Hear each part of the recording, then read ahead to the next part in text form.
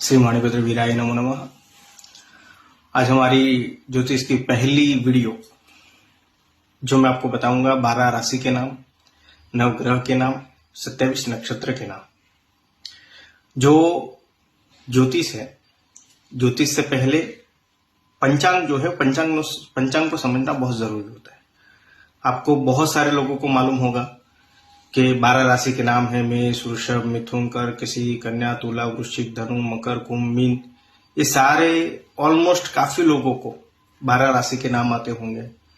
और नवग्रह जो है उसके नाम भी सबको आते होंगे, जैसे रवि यानी सूर्य, सोम यानी चंद्र, मंगल यानी मंगल, बुध यानी बुध, गुरुवार यानी गुरु, शुक्रवार यानी शुक्र, शनिवार यानी शनि, और राहु और केतु। तो ये सब चीजें आती होगी। आगे जो चीजें हैं वो हम आपको बताएंगे और आप